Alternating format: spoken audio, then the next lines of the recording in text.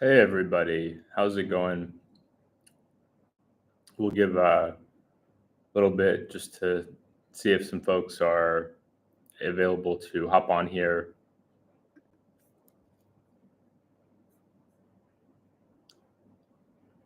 Um, it's Saturday morning in North America, and it's Saturday night here in Southeast Asia. Wanted to talk about how I may be jetting out of Vietnam earlier than expected. I'm not sure yet. I don't have anything booked, but yeah, I'm just thinking about it. I'm not decided yet. Maybe that'll pop up more later in this chat. Just I don't know. It just there's some challenges that I've been running into here that I didn't fully anticipate, and it does have me thinking about heading out earlier than expected.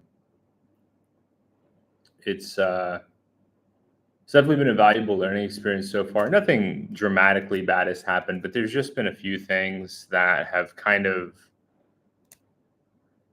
I don't know, made me think about jetting on to my next destination. So, yeah, we'll just give it a bit for folks to be able to join on. Like today, I had a close call riding my bicycle here in Da Nang where I needed to make a left turn, and the traffic is so chaotic here. Some of these people will pass on the left all the time. So they'll pass in whichever direction. And so this couple was literally, oh, no, what? You know what? I don't care that you're making a left turn. We'll just pass you on the left anyway. So nearly caused a collision. I yelled at them. The woman that was riding on the back looked shocked that I would have a problem with this behavior. And I've had some similar experiences here where it's, yeah, hey, what's up, brown puppy? Yeah, just some concerning situations in traffic, um, petty scams. Like it's just kind of wearing on me, if I'm being honest. And some of the people have been extremely nice. Like the ladies that I rent this studio from, also my favorite coffee shop. Like some of the people can be super, super nice, but the traffic is so bad that it makes me not want to go out. It makes me not want to leave the apartment. And, that's just, I don't feel, and this is just in Da Nang. I'm not even, I can't even imagine Ho Chi Minh City or Hanoi. But it's so chaotic and so bad that it becomes a challenge just to go anywhere or do anything. And it's not fun to feel like trapped at your apartment.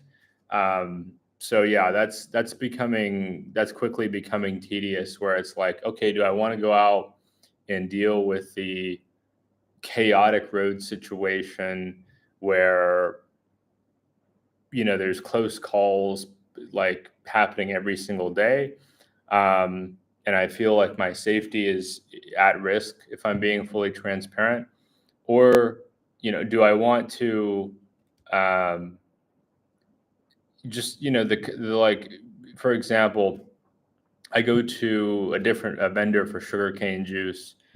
um,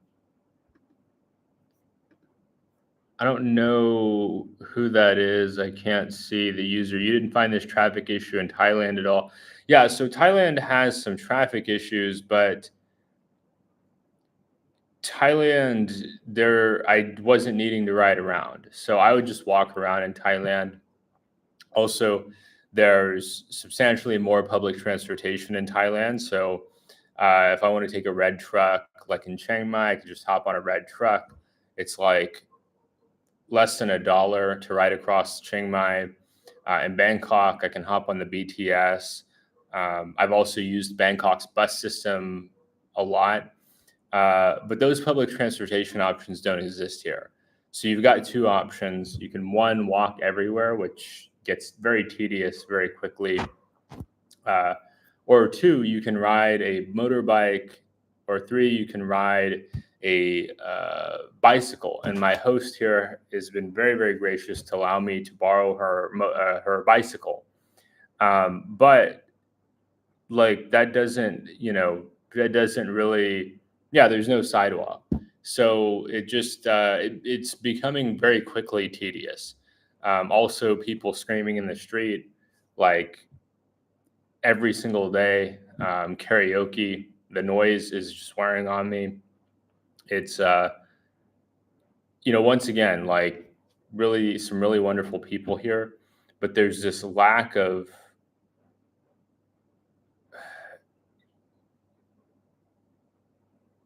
in Thailand, it's this good mixture of like chaos and organization where there's enough chaos to make it exciting and fun and enough order for things to be somewhat predictable.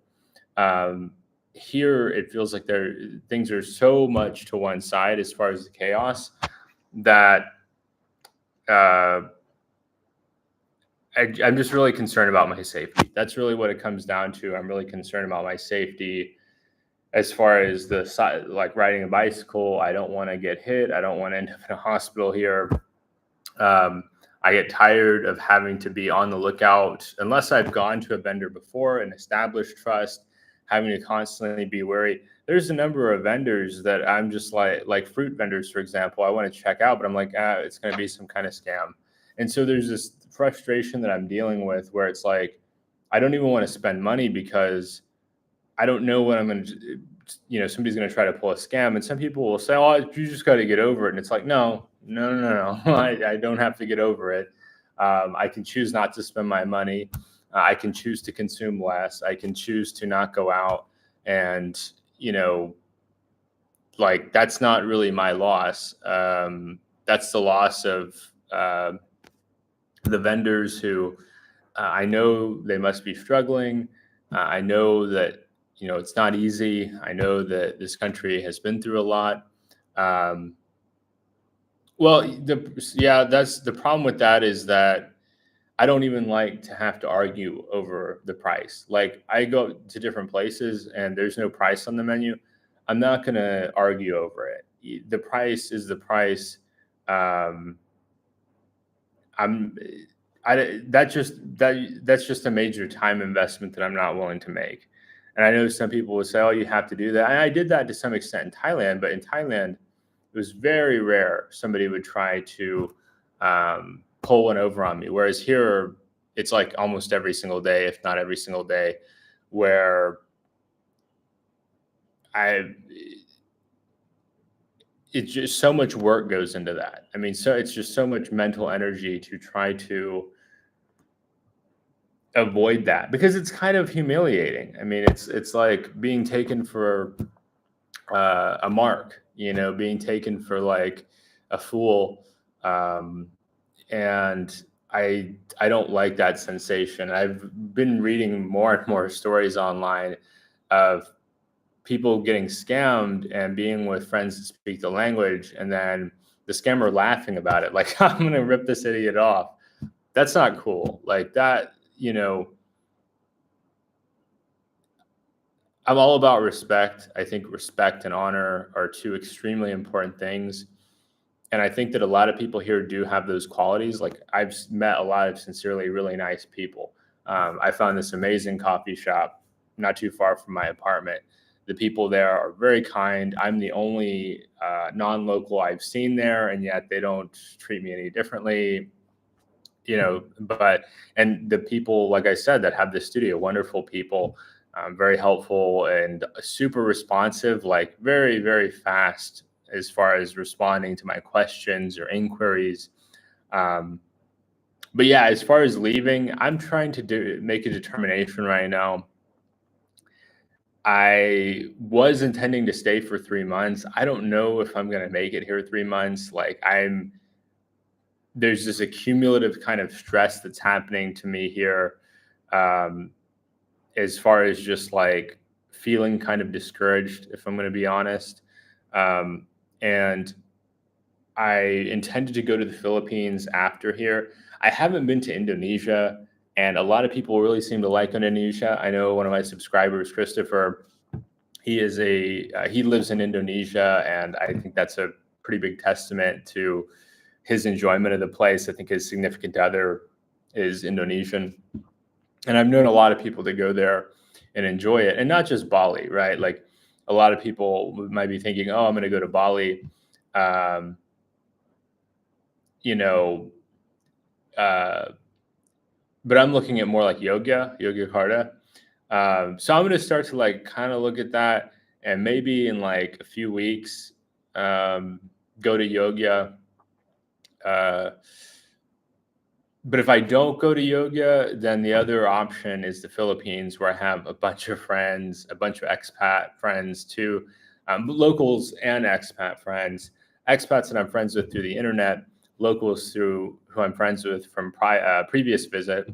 And it's, the Philippines has some challenges, but like I connected so well with the people. It was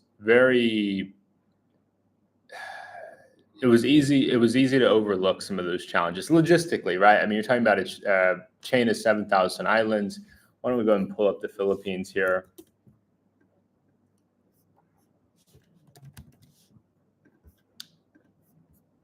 And so naturally, there's going to be, hey, Christopher, I was talking about you. Actually, I mentioned that you're in Indonesia. I'm thinking about rolling out of here a little bit early. It's just kind of wearing on me, and I'm starting to think about trying to do something a little bit different. But yeah, okay, so Philippines. We were talking about Philippines a little bit. Yeah, so there's some issues there logistically, right? You're going to have to take ferries. Sometimes those ferries take longer than what you want. Sometimes things are out of stock, right? Like there's some challenges there. But like I connected so well with so many different people when I was there that it was like, okay, whatever. Like at least I'm surrounded by smiling and happy people, and there's some that's funny. And there's yeah, so Christopher, just a kind of a brief rundown. It's just running into some issues here with very dangerous traffic. I'm starting to get a little bit concerned about my safety here in Vietnam as far as transportation goes, such that it's starting to make me not want to leave my apartment a whole lot. Like today, I was making a left turn, somebody behind me, and I'm on the median, right? I'm not even like midway through. I'm not in the far right trying to cut across the left. I'm in the median trying to make a left turn, and this couple just passes me on the left on a motorbike as fast as they can go, even though they could have passed on the right. There was plenty of space on the right. There was no reason for them to do so. So instances like that are really starting to wear on me, where it's like, okay, I can't even trust these people some of these people to drive in a manner that is, keeping my safety in mind. And I yelled at him, and the woman that was riding on the back, like she has this shocked look on her face, like, how dare you have a problem with this? And it's like, look, my safety is of utmost priority. I don't care where I go. If I don't feel safe simply going around, like I don't travel to just sit in an apartment. I don't travel to just sit in a studio. I don't travel to look out the window. I travel to actually see and engage and experience stuff. And it's not just that. Like some people will say, "Oh, it's just Da Nang, just get on a bus." Like some of the ways I've seen some of these bus drivers driving, I don't know if I want to ride on these buses. Like seeing, gosh, I have a picture, and I don't know how I could put it up on the screen, but there's traffic bumper to bumper, right? A bus is trying to pull in, decides he doesn't want to pull into the normal lane, so he's going to drive around him and drive in the wrong direction. And the traffic is on the other side, fully backed up. And so then he's having to back up the bus into another lane of traffic because he tried to cut around a full lane of traffic and drive in the wrong direction during rush hour. It's also at nighttime, so nobody can see anything. And I see that kind of stuff every day. But yeah, I mean, Brown Puppy, you mentioned, Da Nang is chill. If you don't like Da Nang, no way you'll like Ho Chi Minh City or Hanoi. Yeah, I don't. If this is considered chill, I don't know. I don't know what to say. I mean, it's. I cannot imagine dealing with that in Hanoi or Ho Chi Minh City. I've seen pictures and videos, and it looks like just a headache.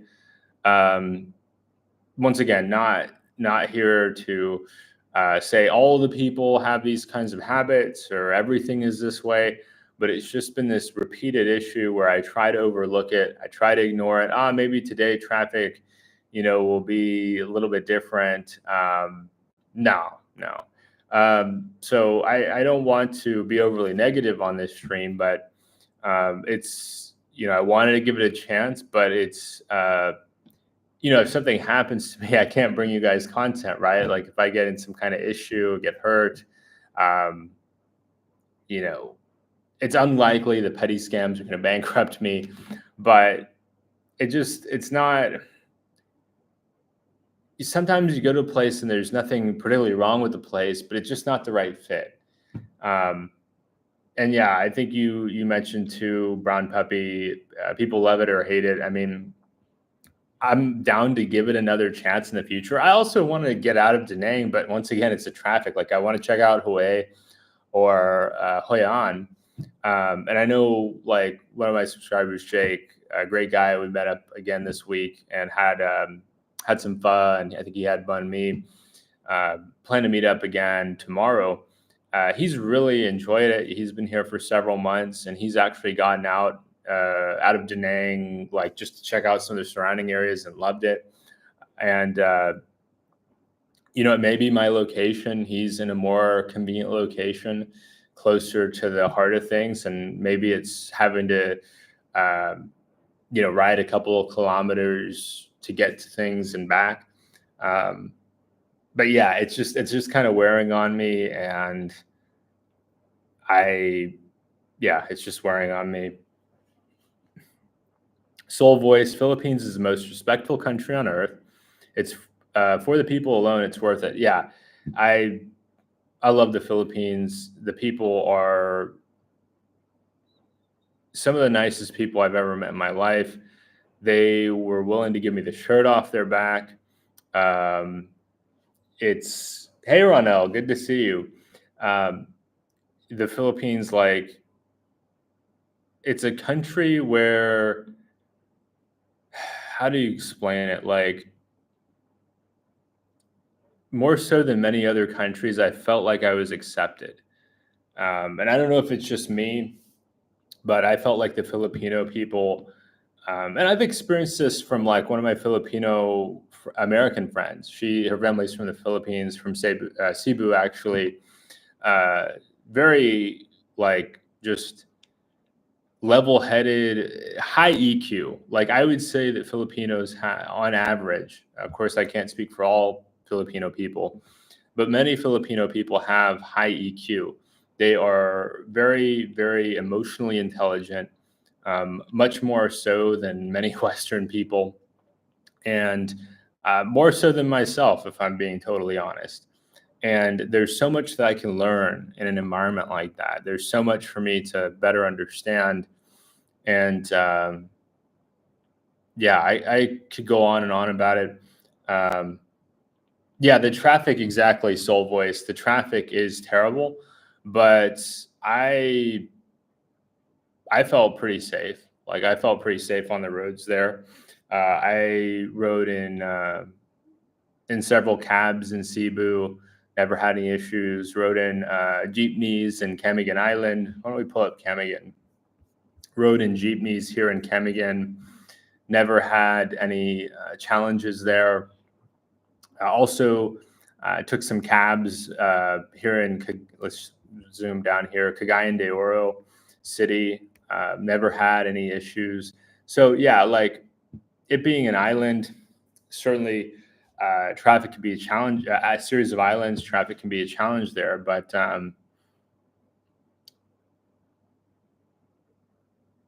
yeah, Soul Voice. I mean, I miss it, and every time I talk to my Filipino buddy who lives here in CDO. We just have such great conversations, and I don't know. We have been friends for a while. I'll say he and I have been friends for like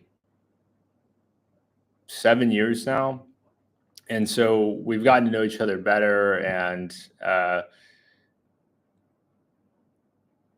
don't know. It's hard to you can't really recreate that organic kind of friendship very easily. At least not for me.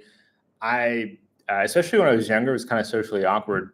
And so to be able to connect with people there, like it meant a lot to me. It really meant a lot to me. Um, yeah, I don't, I don't know about the authentic. Like, I don't like the framing authentic. Um, Everywhere is authentic, right? Like the United States is authentic. Europe is authentic.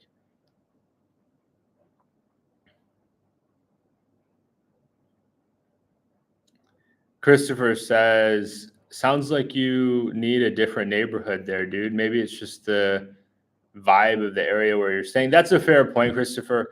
Um, and maybe when my leases, or not really my lease, my time is up here at this building, maybe I'll go and check out some places in some different parts of the city where they're a little bit more pedestrian friendly, where I'm not having to hop on the bike to get around. Um, I've also noticed in my neighborhood people giving me dirty looks.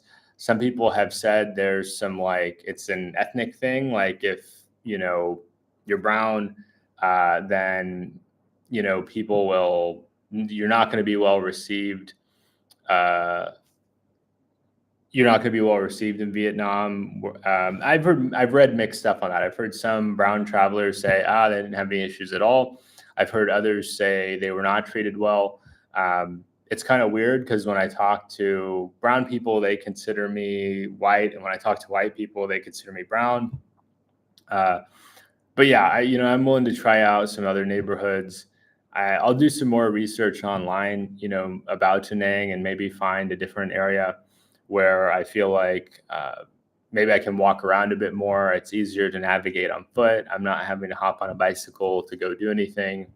But yeah, I don't like, getting dirty looks. I don't like, now some people have said you don't want to smile here because people here will think that you're an easy target if you smile.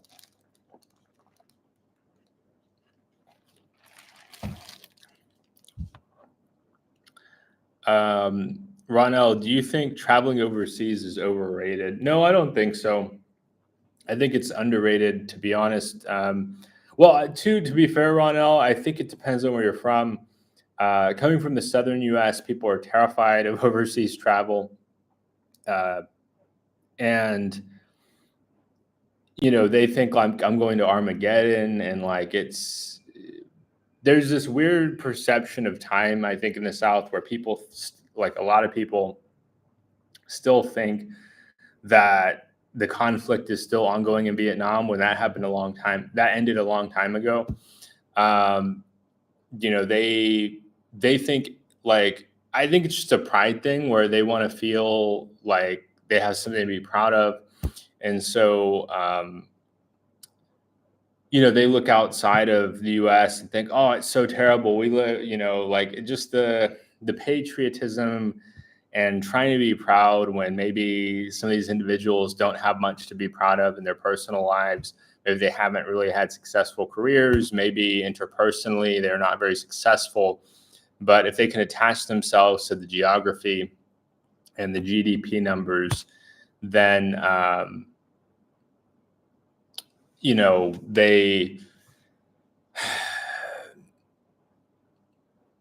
they've got something to aspire to. Whereas, what's it called?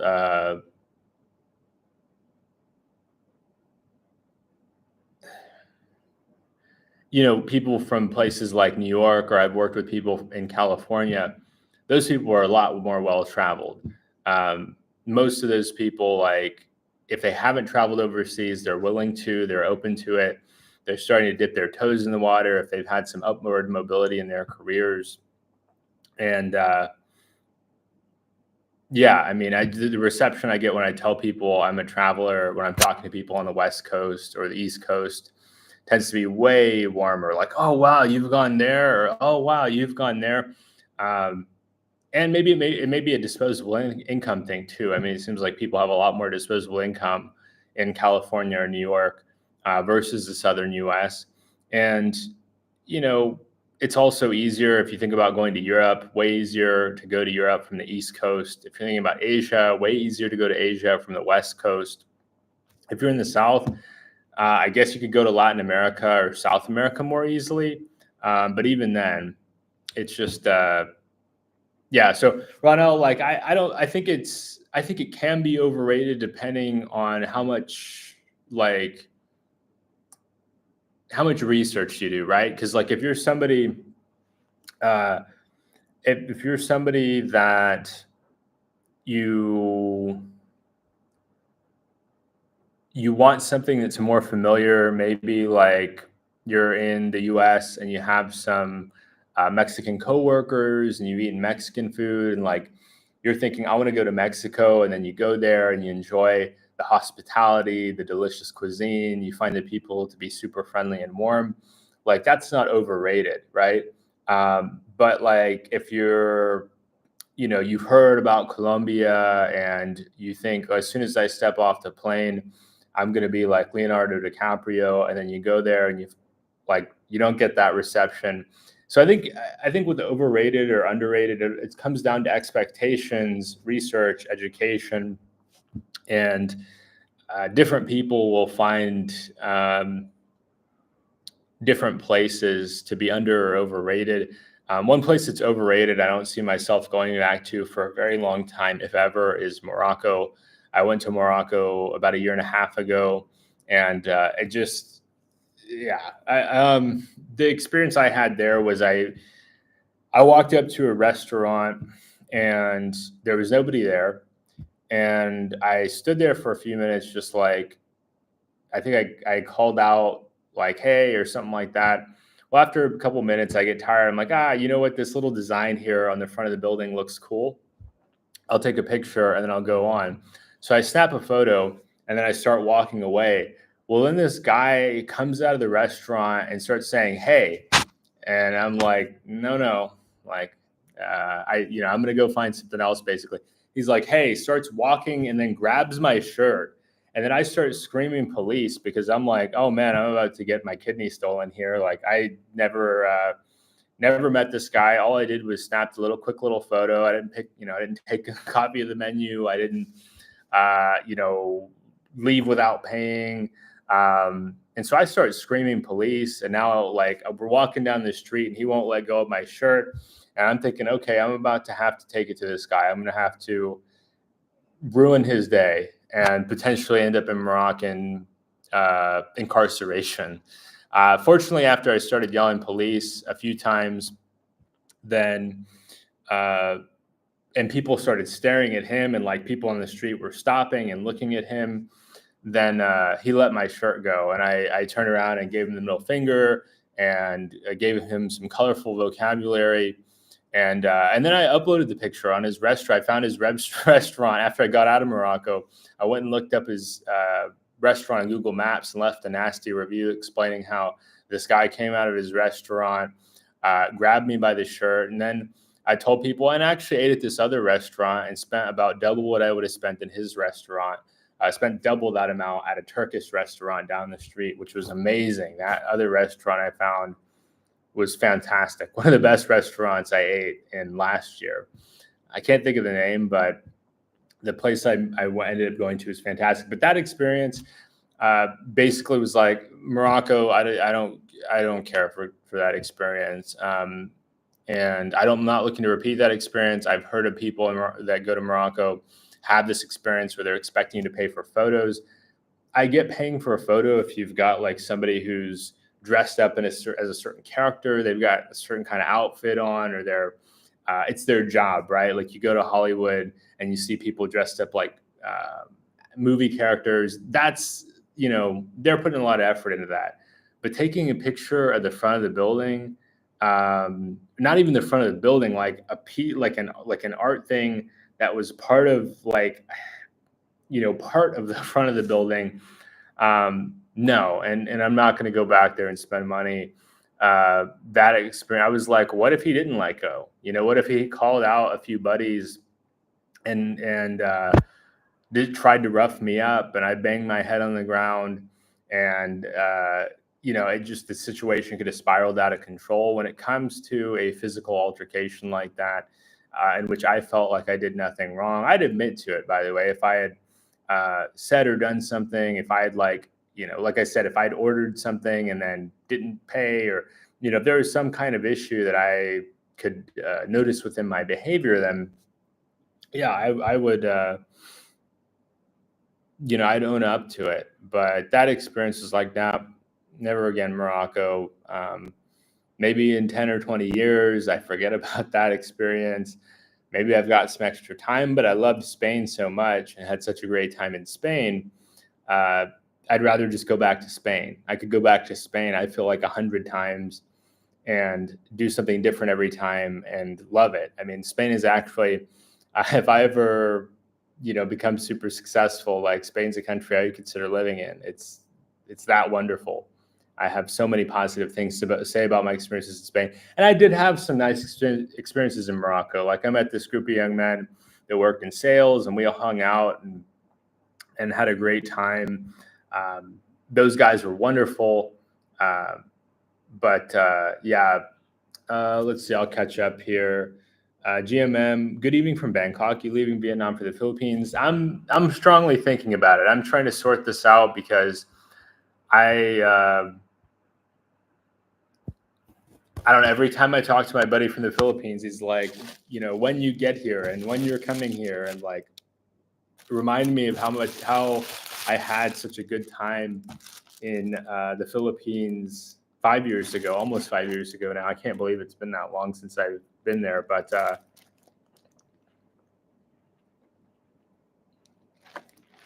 yeah, I miss the Philippines for sure.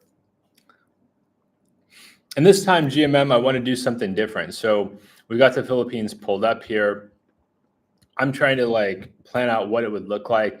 It's traveling in the Philippines is much more complex than a lot of countries, because I think Philippines is still on the up and up when it comes to tourism. So they're still trying to figure out, how do we organize this? It's not like Thailand, where you can hop on a train or you can hop on a bus easily. A lot of the transportation involves ferries or airplanes, which requires a little bit more organization. So I'm trying to decide, because I also have my passport renewal coming up.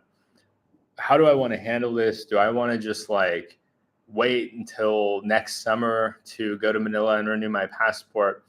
Or do I want to, do I want to try to get that done as soon as I get there and not worry about it? We'll see. We'll see what happens. But as far as going there, so I was thinking fly to Dumaguete. I'd actually have to fly to Manila and then fly to Dumaguete. Probably spend a month here in Dumaguete. I'm sure all of you guys have heard about Dumaguete. There's so many bloggers there, several of which are my friends, and I've been invited to do interviews with them.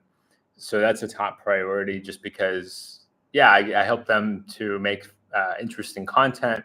And then in turn, I'm able to reach out to their audiences, get to know their audiences, chat, and just kind of discuss my story and talk about some things that would be interesting to them, and also get to meet some of these people, because some of these vloggers, like Paul Old Dog New Tricks, I became Facebook friends with him 5 years ago, and his channel was, I think, a year or two old at that point. And I sent him a message, and I was trying to figure out the Philippines, and I was just like, hey man, I'm coming over here. I don't know what to make of this place. I was so green, right? I was so inexperienced. He's like, I can't remember what he said, but I could go back and check, but it doesn't matter. meeting people like that would be wonderful because I think they inspire a lot of people to take a chance and to do something different. Also, Mike with Mike's Philippine Retirement, he and I have chatted a bit. I I think he does a good job of orienting his content toward practical, boots on the ground advice, like not trying to sell a dream, but trying to give people who maybe have never traveled outside of their country some insight. Like, what is it like to live there? What is it like to uh, what do you have to think about that you wouldn't have to think about back home? And yeah, Ronell, most people says most people can't even travel because money and time. And to add to that, Ronell, too, is health. Like some people have tried to tell me you need to wait until you're at retirement age to travel. And it's like, I don't know if I'm going to make it to retirement age. My grandfather had his first heart attack at 38 years old. Um, my dad definitely had health issues. Like if I had my first major cardio event at 38 and I turned 32 in a few months, that's 6 years.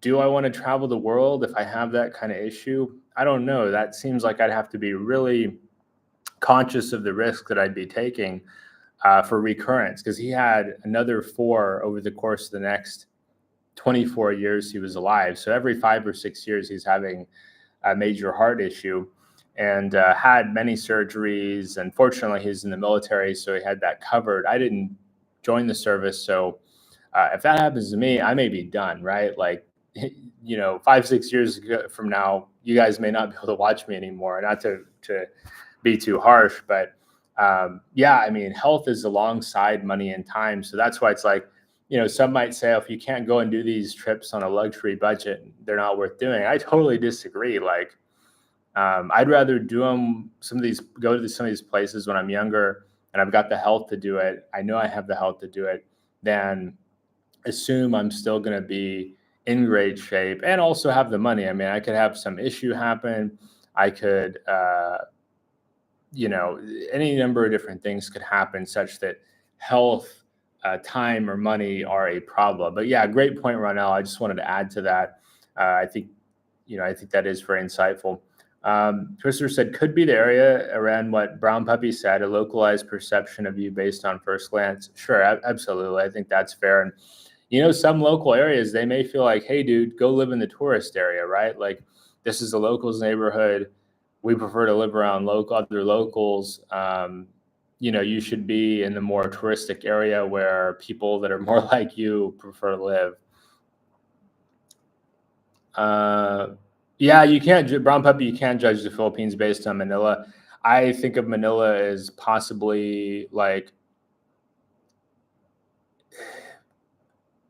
there's some things to like about it, like, but it's not a place,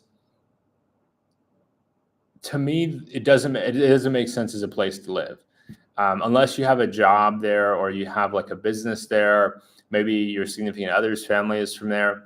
When I compare Manila to like living in more of a beach destination, an island destination, like it's antithetical to that. Like it doesn't have it doesn't have the small town vibe. Like that's something I love about the Philippines, is it's just got this like small town vibe in many different parts of the country. You just feel like everybody knows everybody, everybody's related. I remember asking my buddy, because I went on a date with this woman in Cagayan de Oro, and my buddy was like, "Hey, what's her name? You're going on this date tonight. You guys are going to go meet up and have dinner together. Tell me her name." And so I told him her name, and he gets back to me and he's like, "Oh yeah, I just checked," and he didn't use this phrasing, but I like it. I checked the coconut grapevine or the coconut vine. Basically, asked around and found out, hey, he's like, "Hey, she's from a good family. Like you'll be fine. She's from a good family. Like nothing to worry about there." And so you have this really just like a small town vibe everywhere you go. It reminds me of the US when I was a kid there. And I think for some of our uh, audience that grew up in the US before I did, maybe even 10 or 20 years before I did, the US, like in a lot of different places, had a small town vibe where everybody knew everybody, and like people were a lot more connected. And like that's what I loved about the Philippines is it's just, I don't know, you just feel this really, I felt this really strong sense of connection to other people. Uh,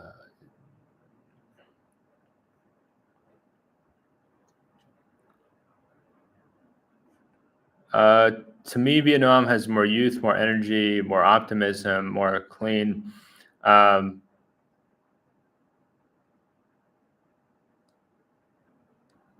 did live in Iloilo City for a while. Uh, by the way, Brown Puppy, I'm not sure how I feel about those things. I don't have enough experience in. I haven't been back to the Philippines in a while to compare. I may be able to get back to you on that if I stream from the Philippines. But let's see. GMM did live in Iloilo for a while. That's the cleanest city in all of the Philippines and really booming with infrastructure. Yeah, I've been hearing that a lot about Iloilo. It seems like everybody loves Iloilo. That it's like super easy to live there. You have, I think there's a college there.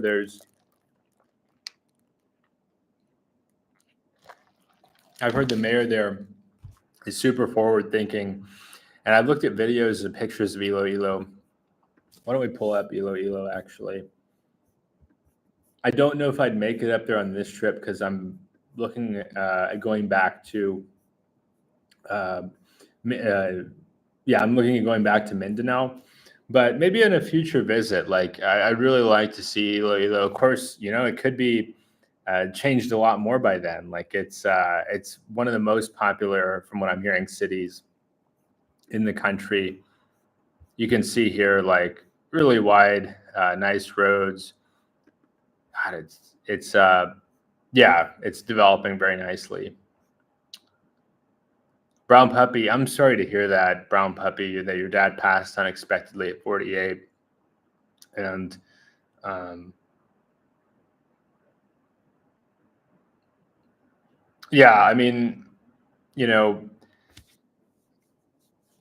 my stepdad's kind of in a similar boat. He's, well, not age wise, but like he's 72 now, and he's still like trying to work and like, and I get it, people that work hard, like that orient their lives toward working hard, it does become somewhat of a sense of identity. But like, I'm sure there's part of you that's like, wow, I wish we'd like, maybe done some more vacations or like, and I understand finance is part of that discussion too. I'm not trying to pry, but once people are gone, they're gone. Like I lost my mom at 47, so I can relate in some way.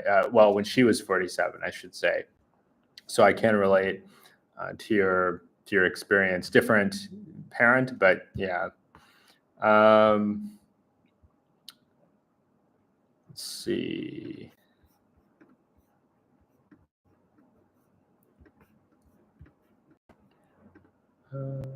The freedom riding a motorbike with a lady behind hugging you, dating several women a week, the food, the good weather is worth it to me. I only live in Manila because there are many casinos there. I was playing poker in the card room. Yeah, I've heard that's a really popular thing to do. I saw a little bit of that in Cebu, but yeah, I've heard it's super popular in Manila.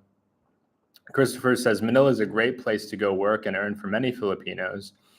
Um, yeah, I think Manila's got a ton of opportunity. Like you've got, I think I maybe mentioned in my last stream, but I actually knew an American, well, a friend of a friend moved to Manila because their office is in BGC. And I worked for the same company for about a year.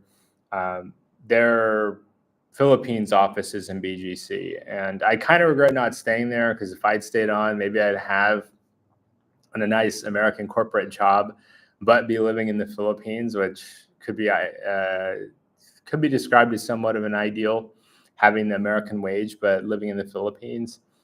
There's a couple of concerns I have. Well, one main concern, I'll bring it up after I catch up on comments here. I feel there's a lack of women in Manila because they all travel abroad to work.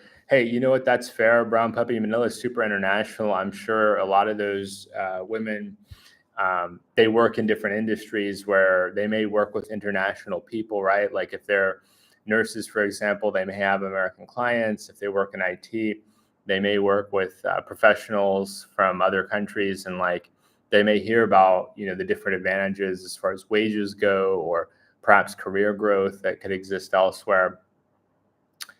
There's a lack of cats in Manila. Yeah, it seems like when I was in the Philippines, it's a lot more dog oriented country. I saw a ton of dogs. I just watched a interview stream recently, and the person being interviewed mentioned that they do have a lot more issues with dog bites in the Philippines, even people's pets biting them. So I noticed a lot of unfixed dogs, which can be a risk just because they can be territorial and aggressive at times. That's something I liked a lot in Thailand, was seeing a ton of cats, especially around predominantly Muslim areas, because it really helps keep down the rat population. Like I never never saw rats in predominantly Muslim neighborhoods in Bangkok or like in Hat Yai City. Something I like a lot. I love cats. I'm definitely a cat person.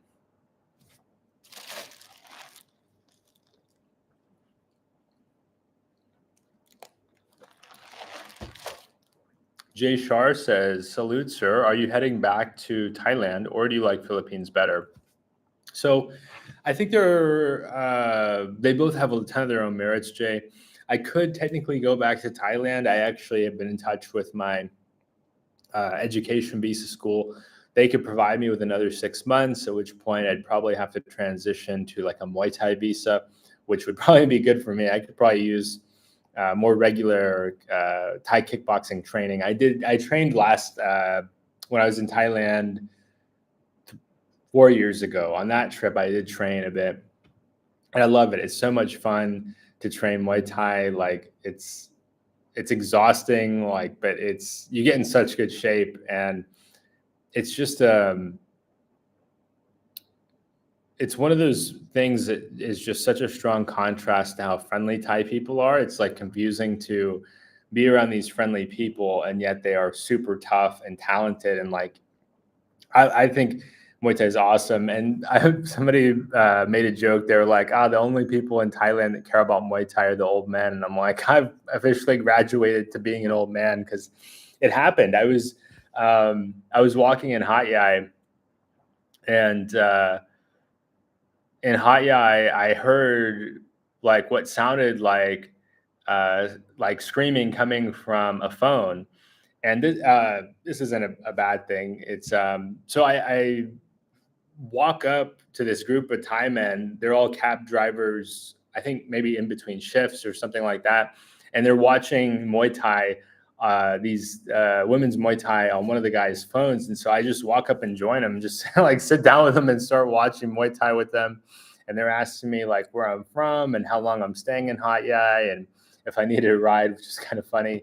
But I let them know, hey, I'm from the U.S. I just want to watch Muay Thai with you guys. I don't need a ride, and I'm here for a month. And they were surprised. They're like, a whole month, and I was like, yeah, this city seems super cool, which I love it. I feel like Hat Yai is the most underrated city in Thailand, like super cool, like very different from the north or from the center.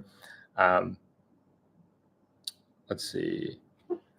Ronell says, when you have a pension, and sorry guys, I need to grab my laptop charger.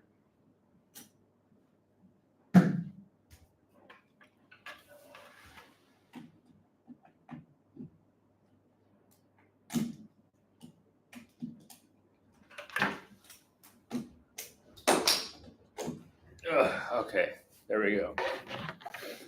So let's see here. Ronell, when you have a pension, your golden and passive income life is easier. Yeah, but by the time you have your pension, you're old and lifeless. I I have mixed feelings about this. So Ronell, I think that's a good point. When you've got your pension, you've got your passive income. I think that's the ideal. You're not stressed about like, hey, where's the money coming next month? Like I'm not there yet, right? So that does have me feeling more up in the air as far as my travels go. But you do have the concerns about health. So it's mixed. Like there's people that come to Southeast Asia and they spend a big chunk of their youth living over here and they don't have anything to show for it, right? They haven't contributed to Social Security. They haven't contributed toward a pension. I mean, there's guys that they join the military at say 20, and they are in the U.S. military. They're in the service for 20 years. They come out at 40 with a retirement. Whereas for me at 40, like, if I don't, unless I, make a lot of money in my career, like I am interviewing now, I've got an interview set up for next week. At 40, I could very well still be working away. Now I can save a lot.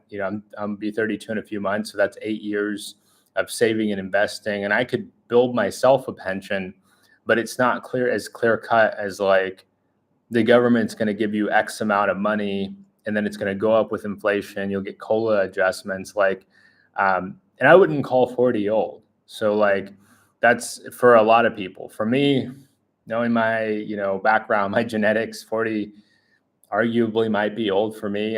When I did the interview with Irish Times, somebody tried to say I look 51 instead of 31, and then the rest of the people decided I look 41 instead of 31, which was kind of funny. But yeah, I mean, if something major happens to me at 40, the flip side of that is, well, who cares how much money I have in the bank? If I'm on my way out, it doesn't matter if I've got $1 in my bank or $1 million in my bank. My time's up.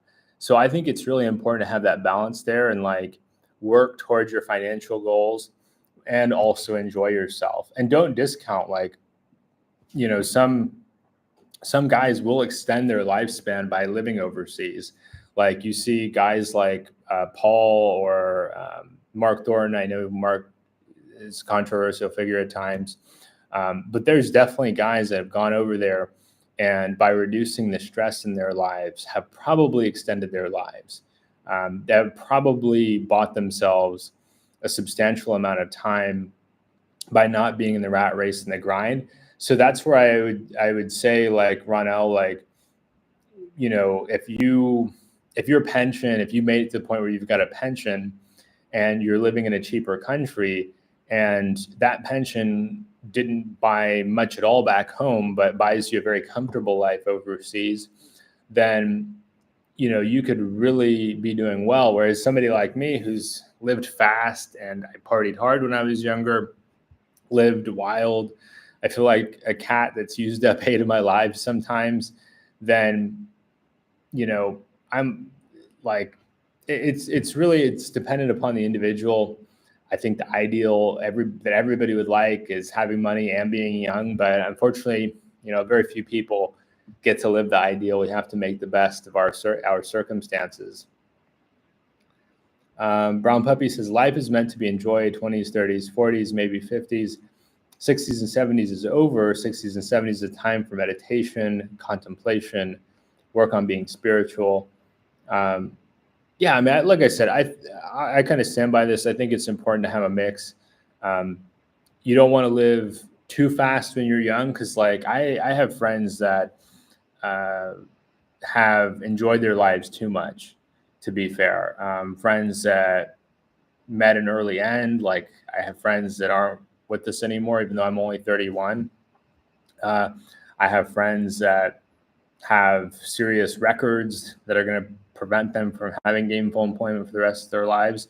Likewise, I have friends that are successful investors that could probably afford to retire overseas right now, but they prefer to live in the United States.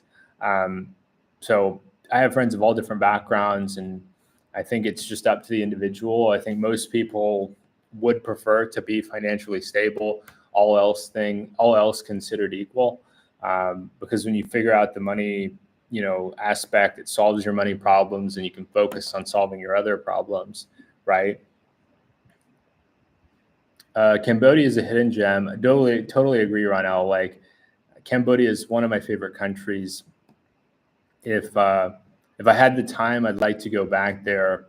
It's it's just so charming. The architecture, the people are so friendly. Like one of my friends that lives there, she still flirts with me. She was trying to convince me to stay at her hotel. She owns a hotel near the airport in Phnom Penh, and she's gorgeous. I mean, she's probably 4 or 5 years older than me, maybe like 4 years, maybe 3 or 4 years older than me. She's like, I mean, she is gorgeous. Like, I've met a lot of beautiful women in this part of the world, and she's one of the most beautiful women I met over here. But I've got some other priorities right now. I do intend on going back to Cambodia at some point, but there's some other things that are really pressing that I've got to handle.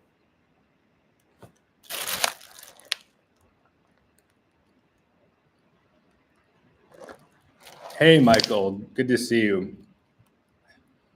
Welcome to the stream. Ronell, yeah, so Myanmar, the situation is unstable right now.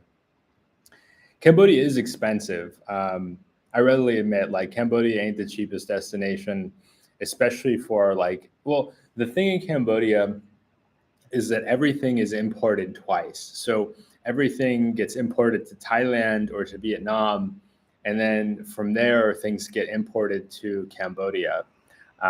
So that's part of what makes it more expensive, is that you're having to pay for double import, right?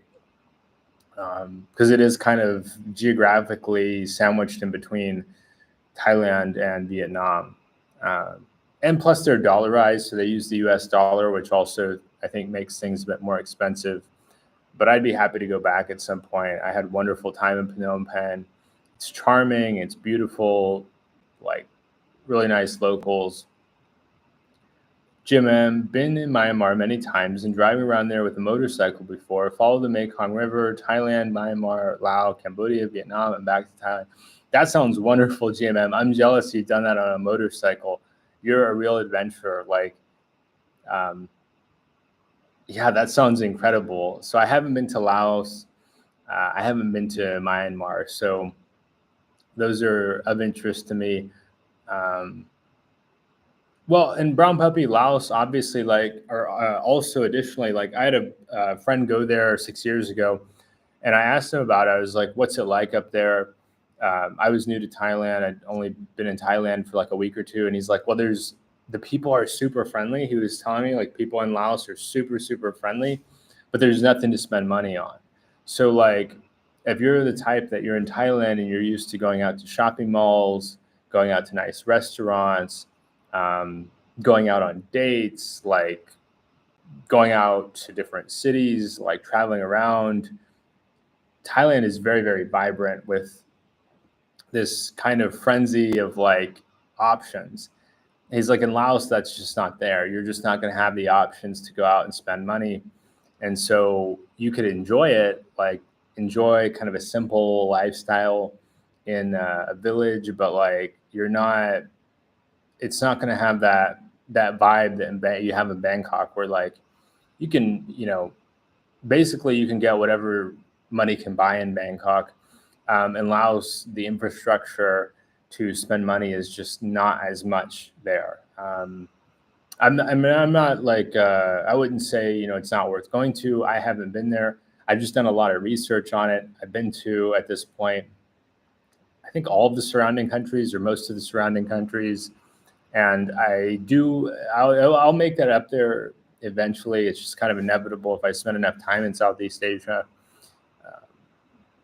I even thought about going there if I wanted to extend my time in Vietnam. Not sure that's going to happen at this point. But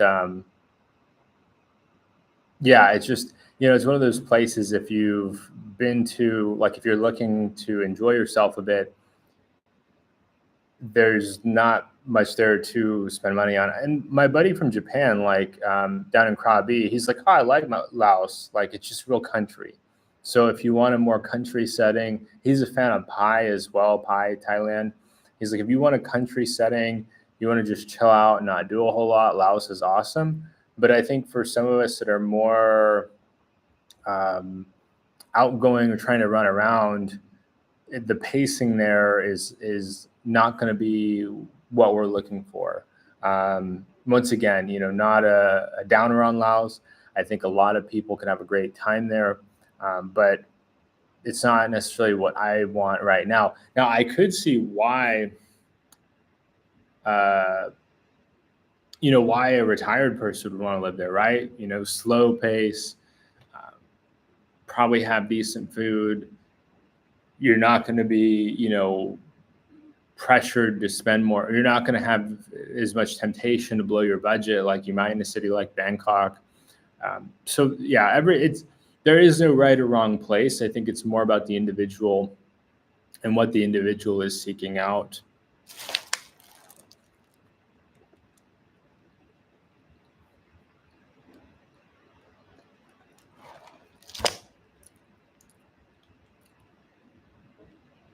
Jay Shar, so is the economy and cost of living better in Thailand or the Philippines? Yeah, so Jay, I would say Thailand is the cheaper country. Um, dollar per dollar spent. Like, I've done a lot of research in this because I just want to understand what's going on. In Thailand, it's part of the mainland. So let's just back up here. Thailand is part of the mainland. Right? It's part of this larger geographical region, Southeast Asia. You've got goods being able to brought in. You're able to they're able to bring in goods from all region, overland on trains. You've got what else do you have here? I'm trying to think of what helps to kind of reduce the costs in Thailand. I think you've got a lot more arable farmland. Like I think half of the land in Thailand is rice paddies. So Thailand actually exports food. That's what it was. That's a big part of why Thailand is more affordable. Is Thailand produces more food than they consume, especially certain staples like rice. So that helps to bring costs down, right? Whereas in the Philippines, they import most of their food. Like a lot of the food you have in the Philippines is imported. Anytime in the Philippines you're getting a steak, for example, that's imported. Um,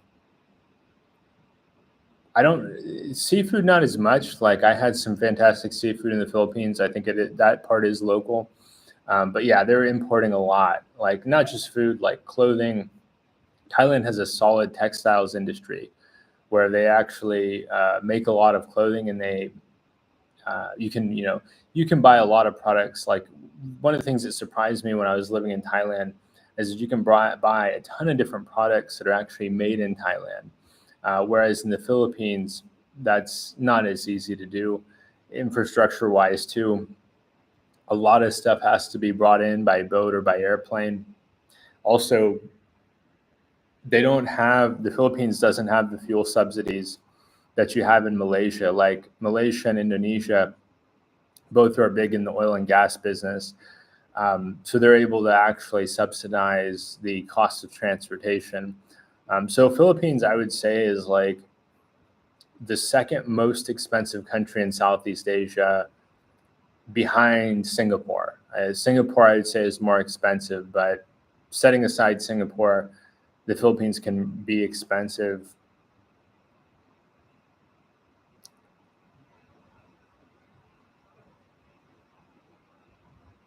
Yeah, I would say GMM, the nightlife scene is definitely um,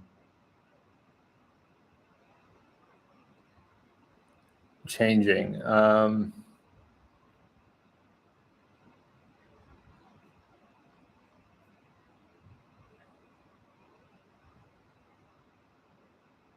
Yeah, brown puppy, $1,000 a month for a condo in Manila. Yeah, I mean, I didn't see prices quite that high, but Manila is certainly more expensive than Bangkok. I would say just like the rentals, it's more expensive. Your food's going to be more expensive in Manila.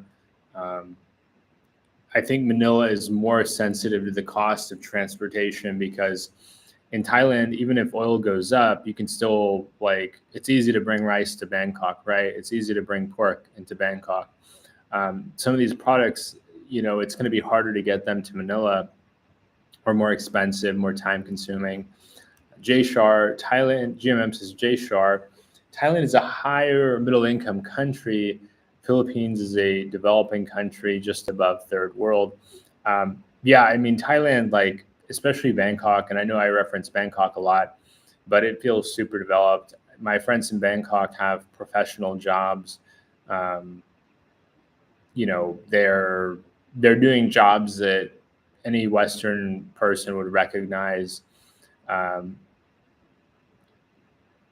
in the Philippines is a little bit harder. Like it's just harder to. I've heard it's harder to find gainful employment. Um,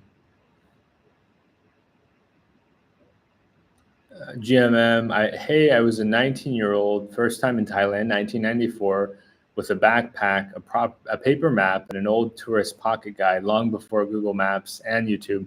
Yeah, that is super adventurous. I could not imagine going to Thailand without Google Maps. That's how spoiled I am by Google Maps, right? Being able to just like search, hey, where can I find this and where can I find that? And I did that so much in Chiang Mai and in Bangkok. Like, okay, I want to go find this thing, or I want to go find a fruit market, or I want to go get some clothes, or I want to try some interesting restaurant. And I can't imagine having to just like walk around and figure out all that out. Like even going between cities, right? Like the train, my buddy's ridden the train between Chiang Mai and Bangkok. And I couldn't imagine like doing that for the first time, being like, I hope I'm going the right direction. Laos is called Thailand's little brother. It's often like going in a time machine, how Thailand was 30 years ago. You know, I do need to check it out because I love Thailand. I am curious to see what Thailand was like in the past because Thailand is very developed and it feels very advanced in a lot of ways. And so you see this combination of like beautiful traditions, right, in terms of temples and monks and places like Doi Suthep that have this 700 plus year history. But then you also see people driving like really fancy trucks and modern condo buildings. So it's eclectic, but seeing how things were in the past would be really nice.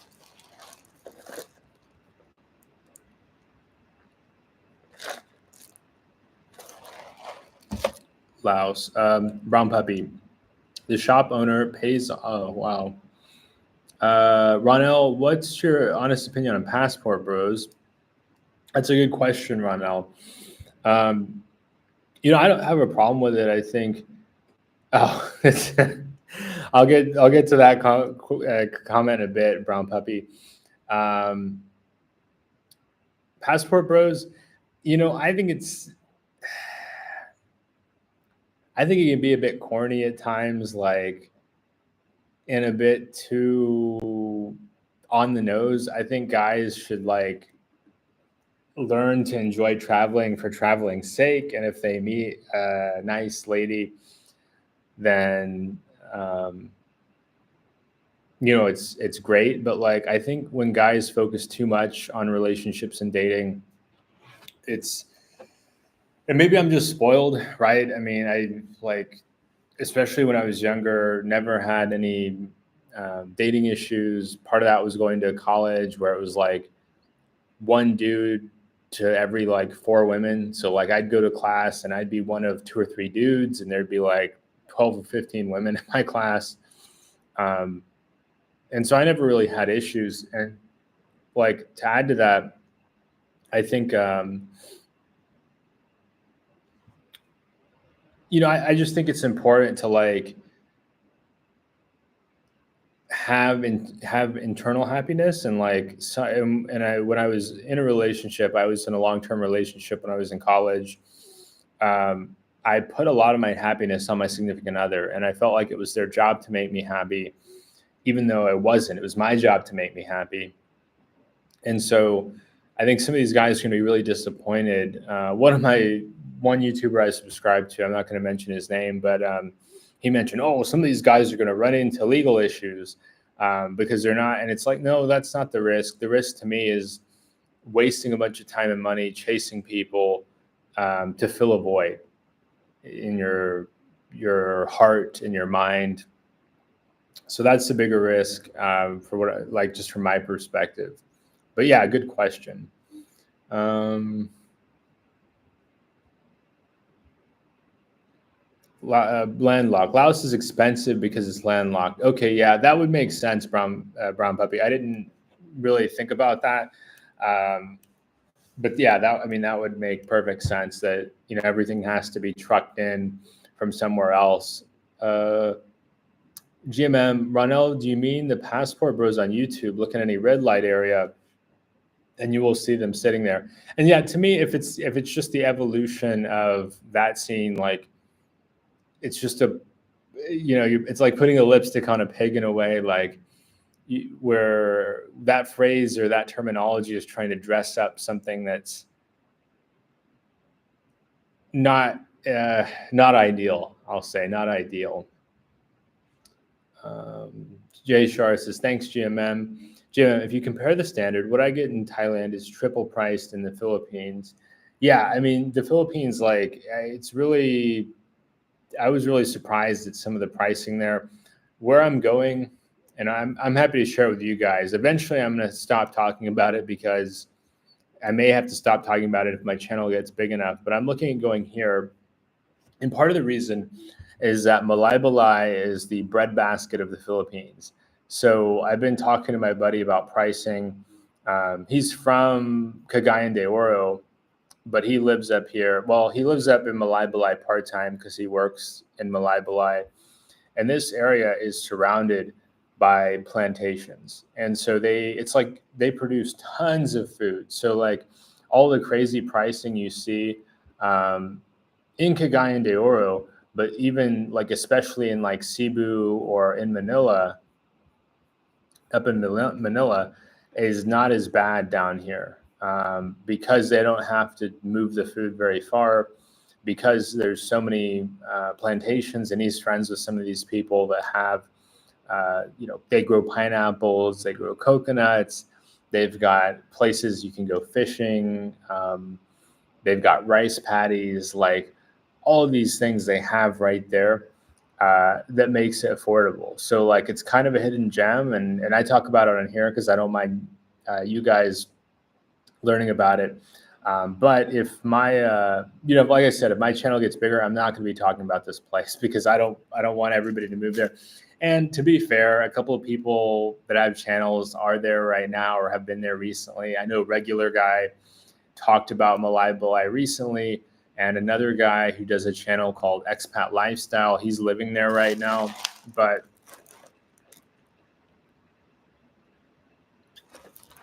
I still think it's kind of low key. But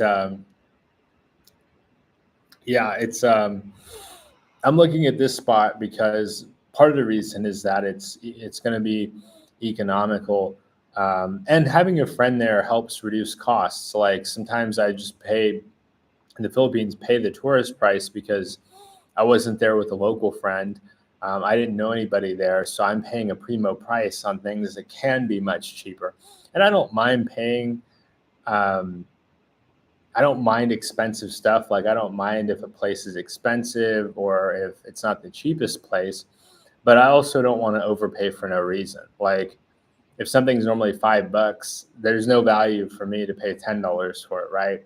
If something is $5 in Malaybalay, but they're going to charge $20 for it in Manila, well, paying $20 for that $5 thing didn't really make it a better experience for me. And like rentals are cheap in Malaybalay as well.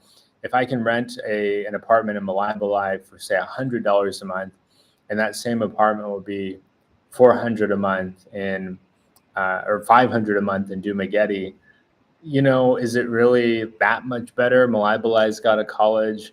Now I know Dumaguete has much closer proximity to the beach, and that's something I'm going to have to go down the mountain if I want to do. Like if I want to go to the beach from here, we're talking about,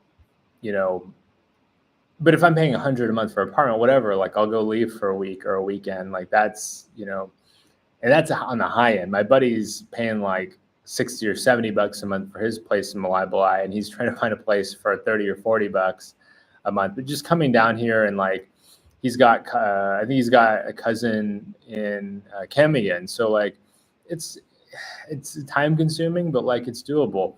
Also, it's like 5 or 6 hours from Davao, and I want to visit Davao next time I make it to the Philippines.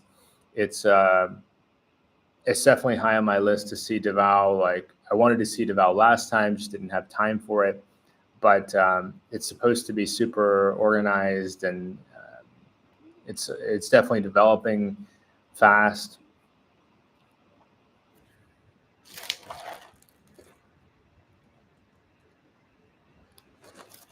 Brown Puppy, what's your new dating story in Da Nang? Always great to hear. Oh, none. I'm kind of giving up on dating here in Da Nang. It's I just don't think it's going to be a good use of my time here. I think I'd have a better time in Hanoi or Ho Chi Minh City, but it's yeah, and it helps so much to be chatting with you all. Like I feel so much better and like not just stuck in my head. Like, am I really experiencing this right now? But no, I don't know that it's for me here. It's ironic because I've gotten along really well with Vietnamese American women. I dated a Vietnamese American girl in high school for a few months, and then when I was older, like in my mid 20s, I had a Vietnamese American friend, and her boyfriend was jealous of our friendship. Um, had This was a super weird thing, but had dreams about me trying to get with her, which I respected their relationship. I'm not about that, but she and I got, there's definitely just like chemistry between she and I, and never went beyond that. So that's one part that's really weird to me is I really enjoy my spending time with Vietnamese American women, but like here, I don't know if the chemistry is there. I've tried to talk to them a bit on the dating app, but like I I don't know if it's like too late. Like their profiles are always like um, no sticks and no friends with Benna, you know what? And my thing is like that's just an awkward like way to start a conversation because they're so burnt out from online dating or trying to meet people online, and guys being like, "Hey, when are we gonna go back?" Like just immediately in conversation, I'm sure telling them, "When are you coming over here? When are we gonna have fun?" And for me, it's like if a woman has baggage from that, it's like I'd rather talk to somebody else because I'm not looking for that. Like right off the bat, kind of thing. I think that when I was younger, I probably was like a lot of young guys are. But I've had an experience in Thailand where I was talking to one woman and I talked about taking a nap, and she just blew up. She was like, "Oh, I'm not doing that and this and that." And it's like, I can't even talk about taking a nap without like you're that hypersensitive to guys trying to talk you into that kind of fun that I can't even talk about certain subjects that are have nothing to do with that without you blowing up. And so, that kind of thing. Like I'm starting to get kind of tired of the dating apps anyway. And if I go to the Philippines, my buddy's like, "Yeah, I'll introduce you." Like, you know, I'll just introduce you to people because I'll have vetted them. He's even started sending me profiles of like, uh, women that he works with or women that he's friends with or in his community. He's married with children, so he's not a chick boy or whatever you want to call it. But let's see here. You need to get caught up here.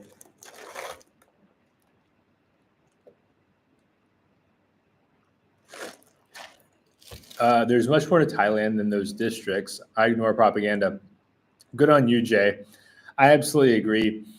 People act as though that's the only thing in Thailand. Thailand is a big country, like I would say medium-sized country. We'll scroll back over here. Close to 70 million people. And if they think 70 million people are involved in that industry, they're out of touch. Thailand has uh, a manufacturing industry. Thailand has the culture, of course, the Buddhist culture. Thailand has beautiful nature, like temples. I mean, that, you don't have to scroll very far looking at like the artwork. There's like an art scene in Thailand. There's so much more to Thailand. There's all these coastal areas, like these tiny coastal villages and towns. Um, People that's all they think about.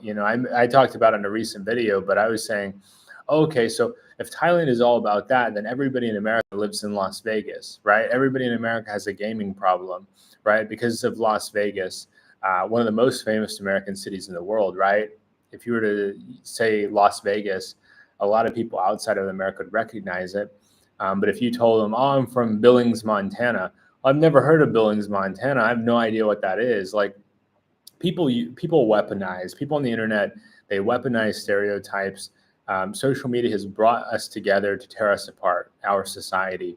And so they take they've already decided they don't like somebody for whatever reason, and then they try to just find things to reinforce that.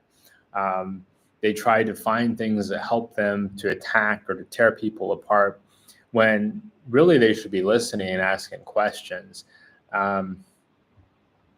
But yeah, I agree with you, Jay. Like, it's not worth it. And the red light activity is high risk. It's inherently high risk.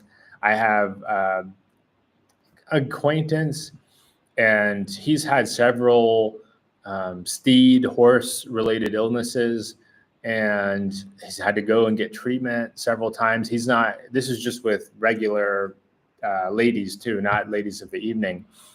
So if an individual is totally focused on the red light scene, they can expect that they could be exposing themselves to certain health risks in any country, whether it be the United States, Mexico, Colombia, any country that you go to, and that's your sole focus. It's a high risk activity.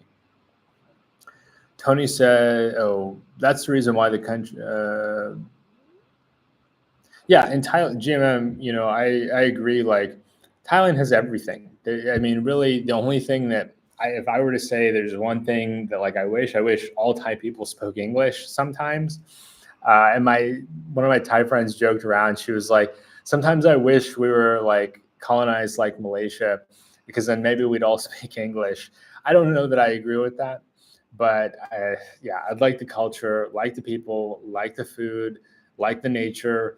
Like the ease of getting around, super easy to get around Thailand. Like, there's nothing I could point at that I don't like in Thailand. I had that nagging feeling before I came here, like, do you really want to leave Thailand? You're very comfortable here in Thailand. You've figured out your way around Thailand. You've got a bank account here in Thailand. You've got some potential romantic interests here in Thailand. You are starting to have a little bit of basic Thai. You are understanding Thai culture better. Do you really want to leave? And I was like, I'm comfortable here. I need a learning experience. I need to mix it up. And so against my better judgment, I was like, okay, let's go do something different. And what I'm dealing with right now, part of my stress is that I'm missing Thailand. If I'm going to be totally transparent, it's been talking to my Thai friends this week, actually.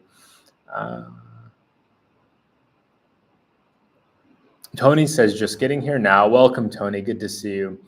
Looks like Vietnam may not have been a home run for you. Yeah, there's been some issues with traffic here, like just crazy driving, also petty scams.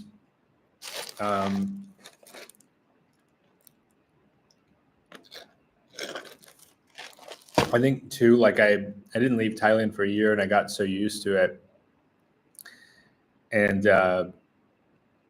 Vietnam is like much more different from Thailand than I would have expected. Cambodia to me is more similar. I know this is controversial, but Cambodia is part of the Indosphere. Like Thailand is part of the Indosphere, heavily influenced by India. Vietnam is part of the Sinosphere. So Vietnam is much more influenced by China. And so culturally, they're just very different from one another. And it's been stressful, just to be honest with you, Tony. So, it's not been an emergency. I'm not going to come on here and say, oh, it's been this and that. It just, the changes and the stress is just kind of wearing on me a bit. It may be the neighborhood, like I talked a bit with Christopher earlier in the stream about it. Maybe that I just chose the wrong location. It may be that I need to be in a different neighborhood. I need to relocate to a different part of the city to have a different experience. Part of it may be that I'm not a major beach guy. I'm just I feel like I've been spoiled when it comes to beaches growing up in America. Going to beaches in Florida that are like pristine, or beaches in the Philippines. We've been talking about the Philippines. I mean, the Philippines has like the beaches in the Philippines are, and more so the water, like spending time in the water, is on par with the United States. And so those two places are like setting the bar for me, and anything like not quite there, I'm just going to compare it to that. It's like once you had the difference between the best and everything else is that everybody is satisfied, um, you know, by places like Florida, and also the Philippines. Let's see here. Hostel or Airbnb? I'm not a fan of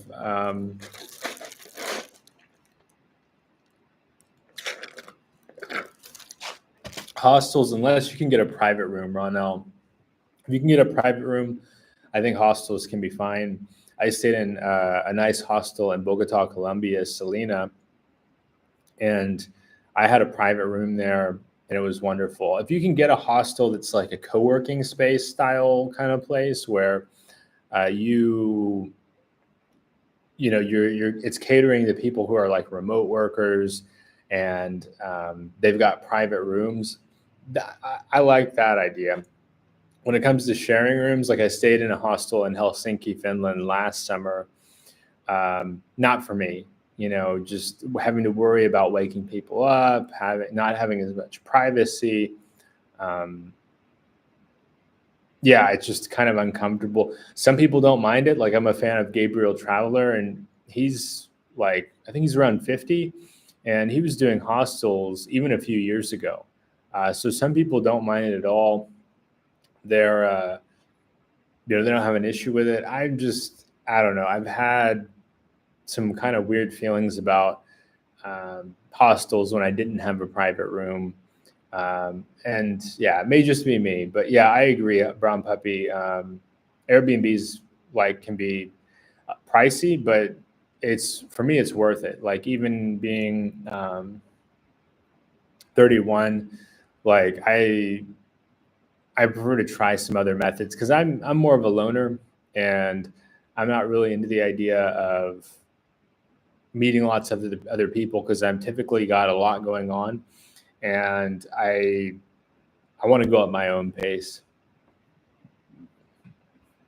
GMM, let's see, and I'll try to get caught up here a bit. Having a long stay expat or local friend always helps you from stop doing the tourist mistakes and learn the place and prices for fast. Yeah, absolutely agree, GMM. When I went to Chiang Mai for the first time, hanging out with my buddy that was living there, that got me up to speed super fast. Like it really did. Ronell, I personally recommend you to watch Zamboanga. Yeah, I don't think Zamboanga is nice for me. It's it's in one of the areas that just wouldn't be for me. Of course, I know Marcus. I think his name is Marcus Butters. He's been in Zamboanga recently.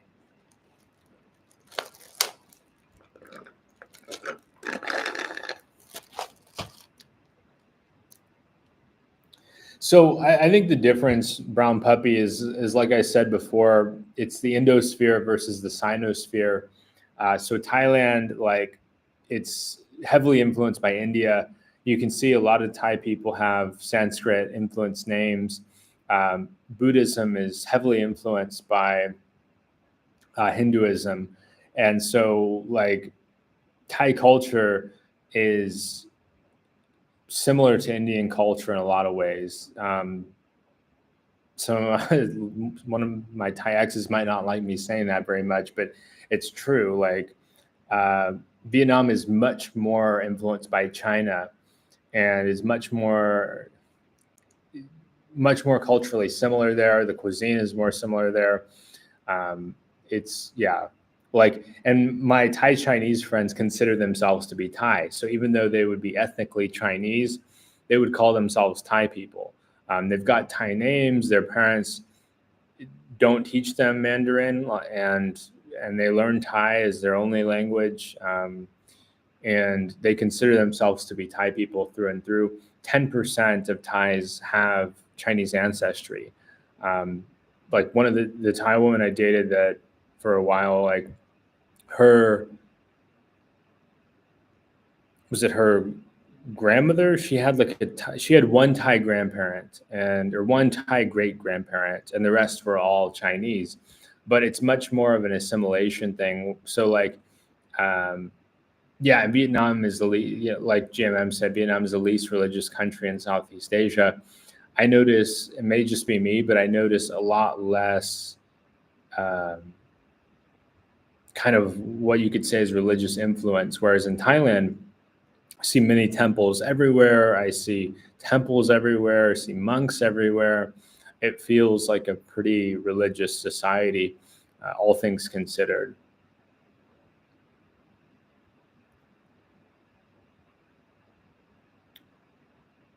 Yeah, I agree, GMM. Absolutely. Absolutely agree. Like, on America being only hamburgers and overweight people. I mean, it's a cheap attack. It's people that they can't live in Thailand, or they can't visit Thailand, or they're insecure that people would find Thailand to be a better country than their home country. And they have some hang up where they can't say, I just don't like foreigners.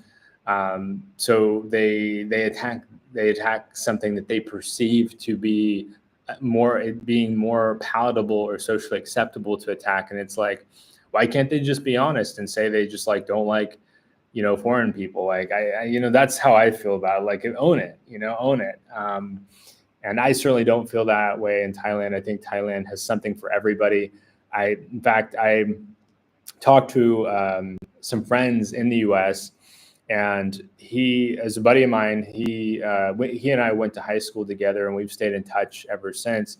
He's since gotten married, and his best friend is married with a child, and those two couples are going to come to Thailand together. So now some people will say, oh, do you really think that those guys are going to bring their wives to engage in red light activity? Absolutely not. They want to come for the culture. I think one of the guys, his wife, wants to get a tattoo to commemorate their trip. They're looking at going to museums. It's a family-friendly place, like Thailand. And unless you seek out the night scene, it can be very family-friendly. I saw families all over Thailand, families from all over the world. Thailand has something for everybody, in my opinion.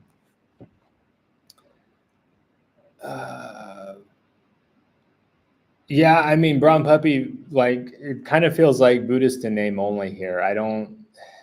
It's kind of like the let me throw the word down. It's kind of like the visual of Buddhism without, like, I don't know. It doesn't feel as Buddhist as Thailand, just my personal opinion. Ronell, my heart is in Thailand. Homesick for Thailand. I feel you. Yeah, Ronell, absolutely. Thailand feels like home, much more so than back in the States. It's just such a beautiful country. The people are gems. I have so many heartfelt interactions in Thailand. So few negative experiences, like maybe once every few months in Thailand. have like a not very good day. But yeah, there's a reason so many millions of people want to go there and spend time there.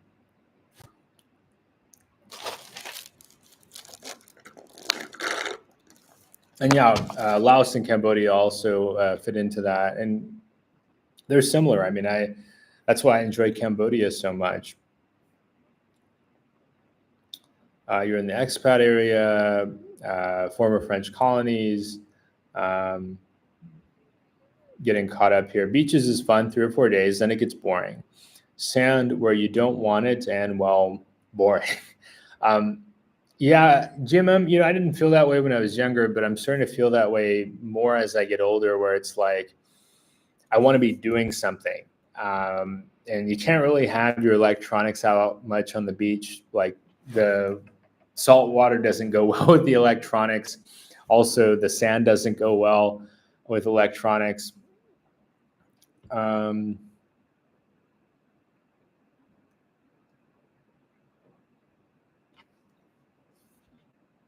yeah, and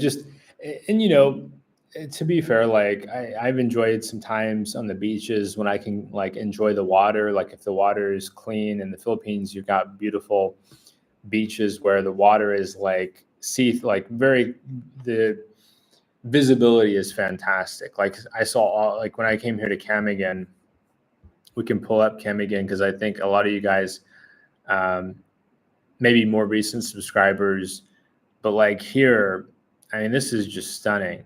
This is one of the places I went, and I was warned by my guide, don't touch the clam because don't touch the clam. Don't touch the clam because it will close on your finger. So seeing stuff like this is like, I could go back, even though I've seen this spot once before. It's so beautiful, and I wish they'd have some different like pictures. I guess people don't have. Okay, so yeah, here you can see the smaller ones, and they're doing restorative work here. But the coral is beautiful. You see these fish here, totally stunning. Like totally stunning to look at. Okay, I wish there were a little bit more variety in pictures here, but it's gorgeous. Like it's something that I could entertain myself for a long time out here. And it's let's see. Uh, uh, yeah, in hostels in Bangkok, like I get it. Like if you're trying to make friends and you want to meet people, then it's not the worst idea. But from a cost perspective, like hotels are so cheap in Bangkok. Um, I paid $20 a night for fantastic hotel rooms in different parts of Bangkok. So I think the most recent one I paid $18 for in Bangkok. So at that price point, it's hard for me to be like, oh, well, I could get an amazing one for $8. At $18, like, I like my privacy. I prefer to have my privacy, my peace and quiet, and I can really decompress. Chris, what's your net worth? I don't really want to answer that. GMM, funny thing is that hostels often cost same as cheap hotels. Yeah. Yeah. I mean, hostels have definitely gone up in price. And I think in Thailand, like hostel owners know that people are willing to pay to socialize. And so they can charge the same price, right? Or they can charge within a few dollars of the price of a hotel room. And for me, it's like, I'll pay the extra to have my privacy and not, you know, not have to risk getting my things taken or dealing with some people I don't really like or whatever it might be.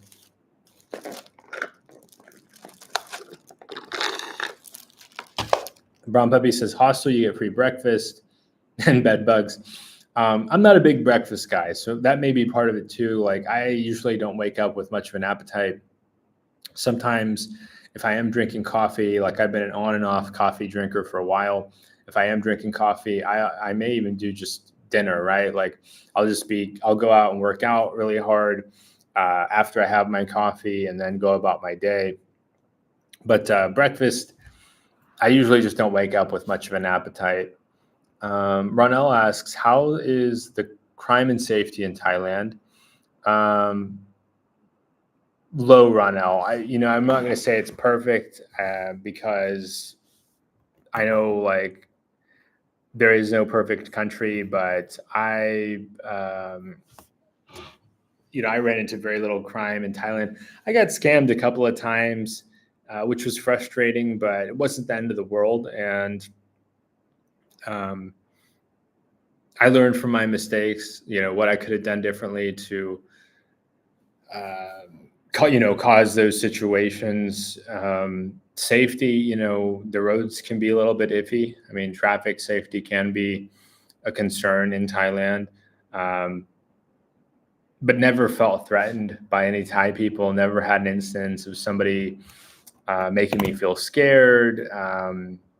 You sometimes run into some street dogs that are kind of sketch, but yeah, Thailand overall feels very safe. People are super helpful. I would have people pull over and try to offer me rides if they saw me walking. Let's see. Brown puppy, Alex getting scammed 10 times a day in Vietnam. And it hasn't been. I catch it, right? Like I catch it a lot of the times. To me, it's like I get frustrated because like I land at the airport, right? Brown puppy, and as soon as I land at the airport, I go out to call a Grab, and this guy is trying to scam me and talking to me, like telling me, hey, just get in my cab. Hey, let me see your phone, where they're going to grab my phone and cancel no, don't touch my phone. And so eventually I just scream in the guy's face, get out of my face, dude. Like, I'm not going to sit here and try to stop you from scamming me 10 times. I'm going to tell you once. And if you keep pushing it, there's going to be an issue. Primarily that you're going to waste your time, right? Because you're not going to scam me. Like I'm Indian, man. I'm Indian. That's all I could say about that is like I've got some kind of genetic BS detector that didn't activate when I was a kid. I used to be really naive just due to my upbringing, but especially as an adult, and especially after living in San Francisco and like just traveling the world, I'm very good at catching scammers, like trying to rip me off. And for me, it's the principle of the matter. I don't care if it's for 10 cents. I went and worked for this money, and you should work for your money. Everybody should work for their money. That's part of what gives money value. I understand there's inflation. I understand there's money printing. I understand life's not fair. But I don't try to scam people. And I expect to not be scammed. And it hurts. Like it hurts, it hurts the people when people get the impression that scamming is a problem, they tell their friends. Like I'll tell my friends, hey, you know what? People are trying to scam me constantly. You know what? I got 2 weeks of vacation a year. Maybe I shouldn't go to that place. Maybe I should go to somewhere else. As an example, somebody talked about having some kind of visa issue, not being able to get in. So they flew, instead of paying the $500 rush visa fee, they just flew to Thailand. How is that winning for a place when somebody can't get in? They're like, oh, whatever. I'm going to take all this money I was going to spend here and spend it next door. So hopefully that changes. Hopefully it's not a permanent thing. Hopefully in the long term, there are steps taken to address this. It's not going to hurt me, but it is going to hurt people that work in tourism. It is going to hurt people that want to sell more food at their restaurant or want more bookings at their new guest house, or that want to rent some equipment to tourists at the beach. Like it's not personal, but it is my time, right? It is my finite time. And I prefer to, I prefer to just not deal with those issues. And I've been to a lot of places where people are struggling. Um, at least smile, man. Like, at least smile at me if you're gonna try to take advantage of me. Like, uh, and doing so in a mocking way definitely ain't a way to my good side, or anybody's good side for that matter. Like, it's not so much about me.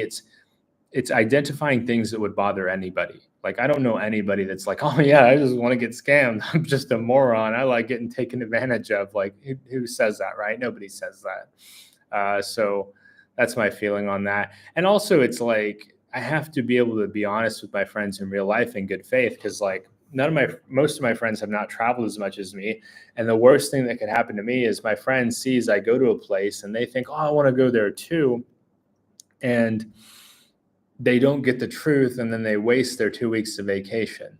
They have a bad experience. They get taken advantage of. That's far more important to me, like preventing my friends from having a bad time or getting taken advantage of, than it is like selling somebody on how awesome a place is. Like, that's what I don't like about some YouTubers, is they're trying to sell that every place is awesome. And that's not the case for everybody. Like, every place is not awesome for everybody. There's places that I have loved that people don't like, and conversely, there's places that aren't for me, and that other people would like. But we can't go around saying you should go to every country because it's awesome. That's something that to me is just a bit disingenuous. Is um, people going out there and saying my favorite countries are Venezuela and you know. Uh, Yeah, my favorite kind, like there's clearly some challenges going on there that we have to be mindful of, um, irrespective of how nice or not nice the people are. Yeah, it's important to be respectful. But let's see, that's enough of my ranting or preaching. Um, the star system in hotels are very different from the West. Even a 2-star hotel in Bangkok is often very clean and cheap. Only thing is, they don't have pool, breakfast, etc. 5-star is perfection.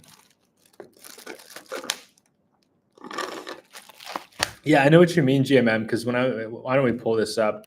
When I was in Phnom Penh, when I first went to Phnom Penh, and I stayed here at the New Season Hotel. When I was checking in, there was I don't know if he was from England. He was from some Western country. And he was like, oh, do you have a room facing the riverside? And I was like, oh, no, my room is internal. He's like, oh, man, you're going to miss out on the view. And I'm just like, I can just like walk out the front door of the hotel and be out there, and it's no big deal. So, yeah, like I've stayed in hotels that some people would say, oh, it's just 2 stars, or, oh, but it's nice, it's clean. The service has been mind-blowingly friendly to me in Thailand, where like in Thailand, I accidentally double booked hotel rooms. So I had to do a visa run to Bangkok immigration. Why don't we pull that up here? I had to do a visa run to here, a visa extension to here, and I booked 2 hotel rooms on accident. I booked one room, and then I booked another room a few months later. And so I called one of the hotels and said, hey, something came up, or I emailed them. I didn't even call them. I sent them a message on booking. And I was like, can I move the hotel room stay to 3 months from now when I come to do my next extension? And they were like, oh, yeah, sure, that's fine. So then I showed up at that hotel. They didn't have a record of it.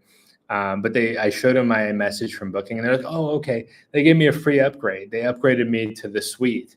So that's how awesome the hotels can be. I'm not going to say that will happen for you, but like I found incredible service at all of these places in Bangkok for $20 a night. Even like in Chiang Mai, spending as little as like $14-15 a night. The rooms are clean. The shower has hot water. I didn't use a television. The beds were comfortable. Some would even have like a mini fridge, come with free water. Towels were nice. Some had balconies. Like, yeah, the value is still, it's even more incredible because hotel prices have gone way up in the United States, and the hotel prices are still quite reasonable in Thailand. Water is brown and muddy. Do you see your progress in your gym workout? I would if I had a better diet. Ronell, I need to get better, more disciplined about my diet. I just like pizza sometimes and Indian food sometimes.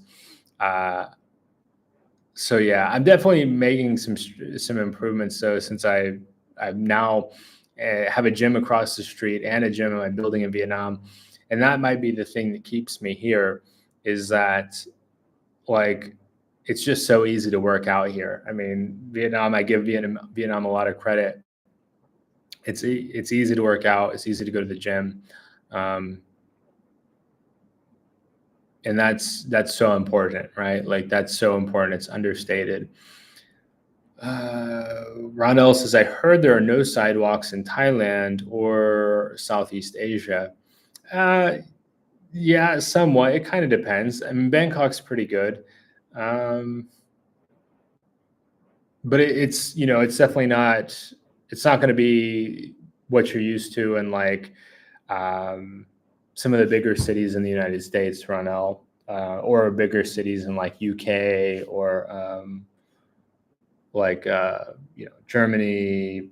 Um, yeah, Ronell, probably more walkable sidewalks in many American cities that is built around the car. Yeah, the flip side of that, Ronell, is that like I've been actively discouraged from walking in the U.S. Like my hometown, if you try to go out walking, people will call the police on you. Like they'll call the police and say, "Hey, this guy is walking around. We don't do that around here." And I know that may sound crazy, but in certain areas, it's just heavily discouraged. They feel like around here we have enough money to have cars. If you want to work out, you need to go to a gym. They're so paranoid about other people. They think if you're running around or walking around, you're trying to case houses to maybe come into a break-in later. So, all right, Ronell, have a good day. It was great to see you. I hope you have a nice day Ubering today, Ronell. But yeah, we'll probably wind down because my voice is starting to go a bit here in the next 10 minutes. If anybody has any thoughts to share or, ideas, I know like that's perhaps moving to a different part of the city is something I need to do. I'll try to get out this week and explore more. Yeah, I'll try to get out a little bit more. Go take a look around some other parts of the city and see if I like find something that's a bit more, a bit more to my liking, a bit more to what I'm used to. I've had some people. Why don't we go back to Da Nang here? I've had some people tell me you should. Wrong way. You should go to this side of the river. So I'm over here. Some people are saying, why don't you stay in Hai Chau? Because it's going to be more lively in the evening. You're going to have more like long-time residents as opposed to over here where it's more touristic. You're going to have more local foods. I've heard the prices for things. So that looks good. So that might be something I do this week in the evening is like take my bike over the bridges and see what it's about over there.